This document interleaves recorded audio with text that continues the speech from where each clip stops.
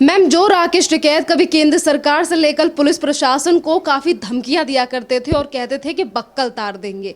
आज किसान संगठनों के जो नेता हैं वो राकेश टिकैत से इस कदर नाराज हैं कि काली स्याही तक फेंक के मारी गई है राकेश टिकैत के मुंह पर। मैं अभी उनका वो प्रेस कॉन्फ्रेंस देख रही थी जिसपे वो स्टेज पे बैठे हैं और उनके साथ 2-3 लोग और हैं और अचानक से एक व्यक्ति आता है, वो माइक फेंक के मारता है। जिस तरीके से वो गुस्सा दिखा रहा था, वो किसान भी, वो मुझे नहीं पता कि वो किसान है या कौन है, लेकिन किसान, शायद वो किसानों की एक रैली समर्थन में लोग आए हुए थे।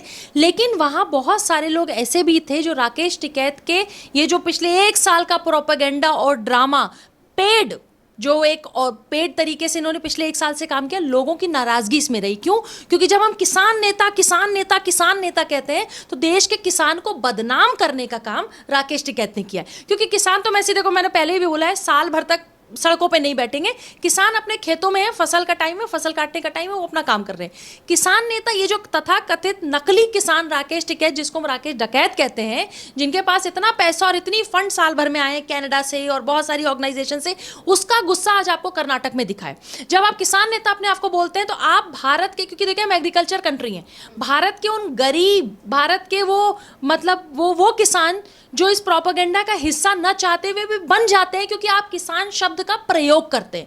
आप किसान, जो इतना एक पुण्य का शब्द है, उसको पाप में बदलने का काम राकेश टिकैत ने किया है। तो जो कर्नाटक में आपने देखा किसी ने स्याही फेंकी और किसी ने माइक से उनको मारा, वो बक्कल उतारने का जो काम किया, ये इनको बहुत शौक है लोगों का बक्कल उतारने का, तो कर्नाटक में किसानों ने ही इनका खुद का बक्कल उतार दिया। आज एक तरफ इस तरीके की चीजें देखने के लिए मिली और वहीं राकेश टिकैत दूसरी तरफ फिर से एक बार पुलिस प्रशासन के ऊपर आज इल्जाम लगाने की कोशिश कर रहे थे और कह रहे थे कि पुलिस प्रशासन यहाँ पे मौजूद नहीं था, इसीलिए इस तरीके की चीजें हुई हैं। देखिए, कर्नाटक में वही बात है, कर्नाटक कभी पुलिस के ऊपर आप आरोप लगा दीजिए, कभी आप सरकार के ऊपर आरोप लगा दीजिए, आपको जनता पसंद नहीं करती, आप ये बात मानने के लिए ही तैयार नहीं है।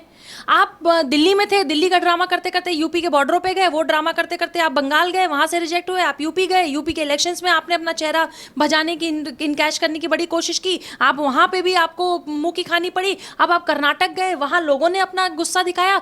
ये जहां जहां जाएंगे, ये वहां वहां ऐसे ही पीटे जाएंगे, ये जहां जहां जाएंगे लोग उनके ऊपर स्याही फेंकेंगे।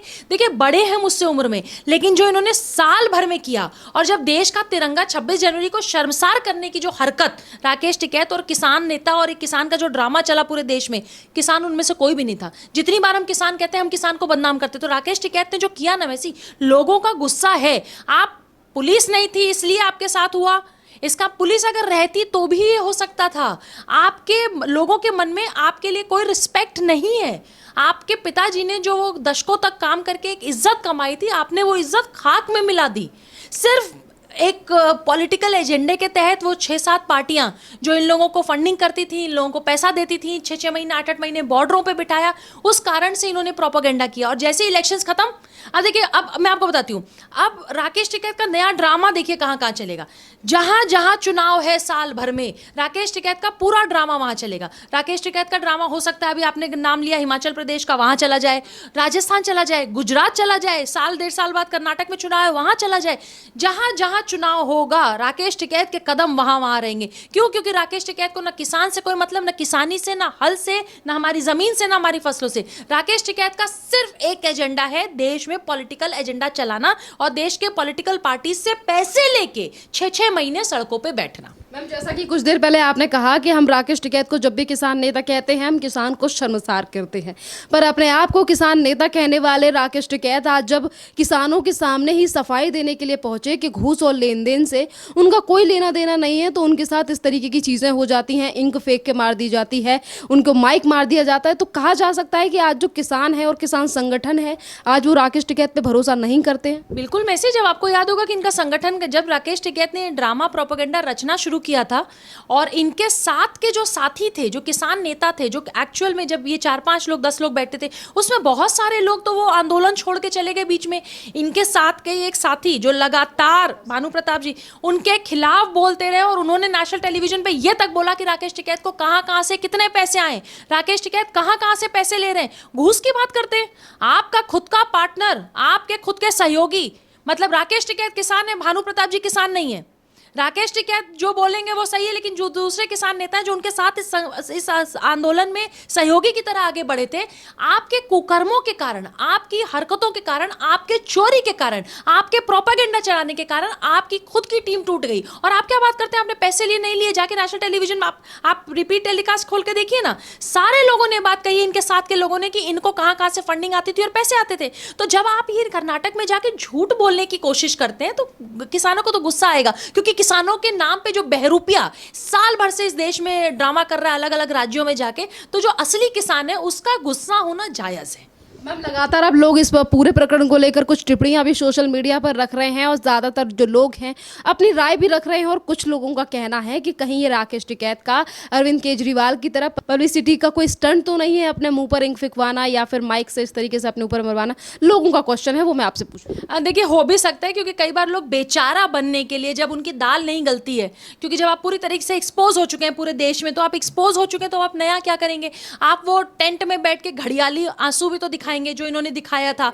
तो आपने अपने आंदोलन के दौरान ही मर्सी दिखाने के लिए, लोगों से वो दया का पात्र बनने के लिए, खुद को दिखाने के लिए, मैं बेचारा हूं, मैं तो किसानों के लिए लड़ रहा था, देखिए मेरे साथ क्या हो रहा है, तो ये घड़ियाली आंसू भी हो सकते हैं। कई बार ऐसा होता है कि चुनाव में लोग अपने ऊपर गोलियां चलवा लेते हैं, आपको पता ही है। अभी किसान कोई एक है जिनके ऊपर अभी शूट आउट हो गया था, बाल बाल बच जाते हैं, ये कोई पैर तोड़वा लेता है, कोई पूरे चुनाव में व्हील चेयर पे बैठ के पूरा बंगाल का चुनाव दे देता है, किसी को थप्पड़ पड़ते हैं, किसी को स्याही कोई उनके ऊपर डाल देता है। ये सारा प्रोपेगेंडा जो है चुनाव का, ये चुनाव में यूज होता है। लेकिन प्रॉब्लम क्या है कि फिर मैं कह रही हूँ, जो 5 राज्यों का मैं नाम ले रही हूँ, जहां जहां ये अपने कदम बढ़ा रहे हैं, आप देखिएगा अब ये यूपी नहीं जाएंगे।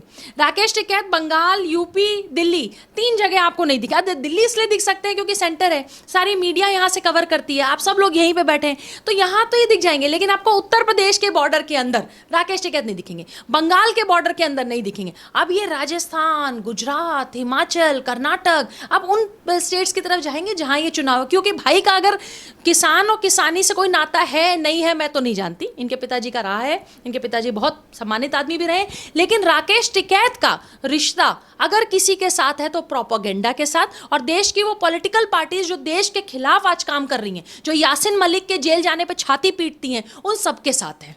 राकेश टिकैत की अगर हम बात करें, जैसे कि आधे से ज़्यादा किसान जो है ना, कि मोस्टली जो संगठन है आज वो राकेश टिकैत के ऊपर भरोसा नहीं कर रहे हैं। और वहीं अगर बात की जाए राकेश टिकैत के खुद के गांव की सिसोली की, तो वहीं के जो मुखिया हैं आज वो राकेश टिकैत के ऊपर आरोप लगा रहे हैं कि सरकारी ज़मीनों के में जो कुएं की, मतलब जो तालाब की ज़मीन थी, उसमें पानी भर के तक बेच दिया है राकेश टिकैत और उनके भाई नरेश टिकैत। आप सोचिए कि जिस गांव से ये आते हैं, जनता इनसे कितनी परेशान है। चलिए, हम लोगों को तो लोग बोल देते हैं जी प्रधानमंत्री के समर्थक है, कुछ भी बोल सकते हैं, हमें फर्क नहीं पड़ता, हम देश की बेटियां, हम देश के साथ हैं, देश के लिए बोलेंगे। राकेश टिकैत जैसे लोगों की टिप्पणी का कोई फर्क ही नहीं पड़ता। लेकिन आपके खुद के टीम मेंबर्स, आपके खुद के सहयोगी, आपके खुद के किसान आंदोलन के सहयोगियों ने आपके ऊपर इल्जाम लगाया।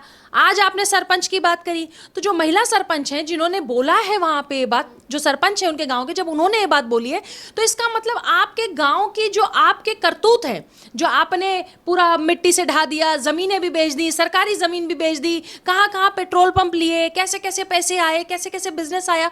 मुझे लगता है वो जो साल भर किसान आंदोलन के नाम पे ड्रामा करके बैठे थे, वो जो सरकारी जमीनें इन्होंने, मुझे तो लगता है जेल न चले जाएं। अगर इन्होंने उत्तर प्रदेश में किया है तो बहुत ज्यादा चांसेस है कि जेल चले जाएंगे, क्योंकि अगर सरकारी जमीन, अगर ये बात सच है जो आप बता रही हैं, तो अगर सरकार इल्जाम लगाया है, और अगर मुझे तो देखिए कोई आश्चर्य नहीं है, उत्तर प्रदेश में इस समय जो सरकारी जमीन पे कब्जा करने की कोशिश करेगा मैसी, या जो उत्तर प्रदेश के सरकार को चुनौती देगा, देखिए सरकार अगर गलत काम करती है तो योगी सरकार को हम लोग भी घेरते हैं, लेकिन अगर हम आज उस उत्तर प्रदेश में चोरी करने की कोशिश करें, बलात्कार करने की कोशिश करें, हम उस प्रदेश में कुछ ऐसा करने की कोशिश करें जो लॉ एंड ऑर्डर को भंग करता है, तो वो व्यक्ति चाहे महिला हो, चाहे पुरुष हो, चाहे बच्चा हो, चाहे बड़ा हो, उसके लिए वही ट्रीटमेंट है जो लॉ में है। तो राकेश टिकैत कोई स्पेशल नहीं। अगर राकेश टिकैत ने गुनाह किया है तो यकीन मानिए बाबा जी इनको छोड़ने वाले नहीं है, ये अगला जेल जाने वाले हैं। जिन लोगों ने आरोप लगाया है उसको लेकर जांच के निर्देश भी आ चुके हैं कि सरकारी जमीन जिन तालाब की ज़मीनों में ज़मीन में मिट्टी भर के बेची गई हैं या फिर फर्जी कागजात बनवाए गए हैं, उसको लेकर भी निर्देश दे दिए गए हैं कि इस पूरी ज़मीन की जांच हो। और वहीं लगातार लोगों का कहना है, जिन लोगों ने ये केस फाइल किया है, जिन लोगों ने प्रेस कॉन्फ्रेंस करके आरोप लगाए हैं कि सरकारी ज़मीन को मुक्त कराया जाए, और ये पहली बार नहीं है, इससे पहले भी एक महिला ने योगी सरकार से कहा था, गुहार लगाई थी कि 3 बीघा से ज़्यादा ज़मीन जो है वो राकेश टिकैत ने कब्जा रखी है।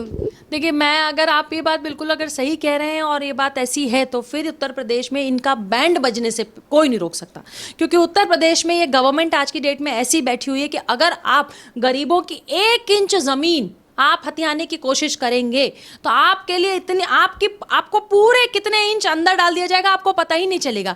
आज गवर्नमेंट जो वहां बैठी है वो गरीबों के साथ है, अपनी जनता के साथ। और अगर ये काम, इतना बड़ा पाप का काम कि सरकारी जमीन, जो सरकारी कुआं है, जो सरकारी हैंडपंप है, जो सरकारी तालाब है, जो गांव के लोगों के लिए यूज होती है, जिससे गांव के लोग बहुत सारी चीजें करते हैं, आप अगर वहां पे ये करने की कोशिश करें तो आपको तो जेल जाना ही पड़ेगा। और वैसे भी उत्तर प्रदेश में इन्होंने जो चैलेंज किया था कि हम बक्कल उतार देंगे, हम ये कर देंगे, उत्तर प्रदेश में कुछ नहीं कर पाए। बिल्कुल, लखनऊ को उन्होंने चैलेंज किया था कि 26 जनवरी तो छोड़ दीजिए, हम 15 अगस्त को हम राजभवन को घेरेंगे, दिल्ली बनाएंगे। इनको लगा जो दिल्ली में ड्रामा चल रहा है, भैया तुम दिल्ली में जिसके भरोसे ये सब कर रहे थे, उसका तो मंत्री खुद जेल चला गया। उसके तो मंत्री को पंजाब से लेके, क्या दिल्ली क्या पंजाब, दोनों जगह के मंत्रियों को उठा उठा के ईडी ले जा रही है और जेल भेज रही है, बर्खास्त किया जा रहा है और FIR हो रही है। जिसके भरोसे ये सब कर रहे थे वो तो खुद ही चोर निकला, तो तुम कहां बचने वाले हो? सबसे बड़ी बात तो ये है।